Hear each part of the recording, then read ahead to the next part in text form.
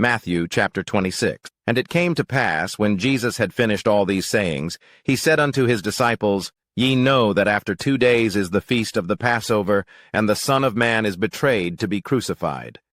Then assembled together the chief priests, and the scribes, and the elders of the people, unto the palace of the high priest, who was called Caiaphas, and consulted that they might take Jesus by subtlety, and kill him. But they said, Not on the feast day, lest there be an uproar among the people. Now when Jesus was in Bethany, in the house of Simon the leper, there came unto him a woman having an alabaster box of very precious ointment, and poured it on his head, as he sat at meat. But when his disciples saw it, they had indignation, saying, To what purpose is this waste? For this ointment might have been sold for much, and given to the poor. When Jesus understood it, he said unto them, Why trouble ye the woman? For she hath wrought a good work upon me. For ye have the poor always with you, but me ye have not always. For in that she hath poured this ointment on my body, she did it for my burial. Verily I say unto you, wheresoever this gospel shall be preached in the whole world, there shall also this, that this woman hath done, be told for a memorial of her. Then one of the 12, called Judas Iscariot, went unto the chief priests, and said unto them, What will ye give me, and I will deliver him unto you? And they covenanted with him for 30 pieces of silver. And from that time he sought opportunity to betray him. Now the first day of the feast of unleavened bread, the disciples came to Jesus, saying unto him, Where wilt thou that we prepare for thee to eat the Passover? And he said, Go into the city to such a man, and say unto him, The Master saith, My time is at hand. I will keep the Passover at thy house with my disciples. And the disciples did as Jesus had appointed them, and they made ready the Passover. Now when the even was come, he sat down with the 12. And as they did eat, he said, Verily I say unto you, that one of you shall betray me. And they were exceeding sorrowful, and began every one of them to say unto him, Lord, is it I? And he answered and said, He that dippeth his hand with me in the dish, the same shall betray me. The Son of Man goeth as it is written of him. But woe unto that man by whom the Son of Man is betrayed. It had been good for that man if he had not been born. Then Judas, which betrayed him, answered and said, Master, is it I? He said unto him, Thou hast said. And as they were eating, Jesus took bread, and blessed it, and brake it, and gave it to the disciples, and said, Take, eat. This is my body. And he took the cup, and gave thanks, and gave it to them, saying, Drink ye all of it, for this is my blood of the New Testament, which is shed for many for the remission of sins. But I say unto you, I will not drink henceforth of this fruit of the vine, until that day when I drink it new with you in my Father's kingdom. And when they had sung an hymn, they went out into the Mount of Olives. Then saith Jesus unto them, All ye shall be offended because of me this night. For it is written, I will smite the shepherd, and the sheep of the flock shall be scattered abroad. But after I am risen again, I will go before you into Galilee. Peter answered and said unto him, Though all men shall be offended because of thee, yet will I never be offended. Jesus said unto him, Verily I say unto thee, that this night, before the cock crow, thou shalt deny me thrice. Peter said unto him, Though I should die with thee, yet will I not deny thee. Likewise also said all the disciples.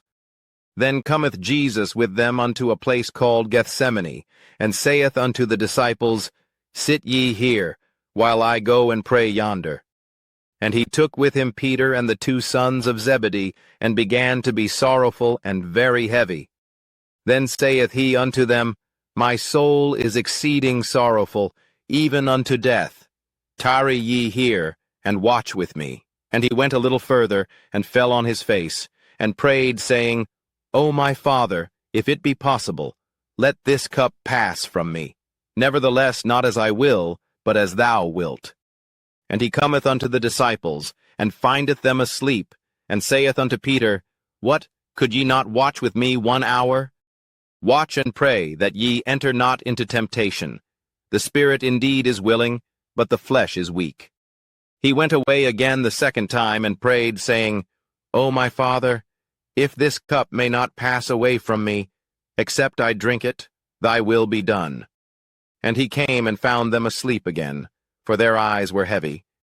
And he left them, and went away again, and prayed the third time, saying the same words. Then cometh he to his disciples, and saith unto them, Sleep on now, and take your rest. Behold, the hour is at hand, and the Son of Man is betrayed into the hands of sinners. Rise, let us be going. Behold, he is at hand that doth betray me. And while he yet spake, lo, Judas, one of the 12, came, and with him a great multitude with swords and staves, from the chief priests and elders of the people.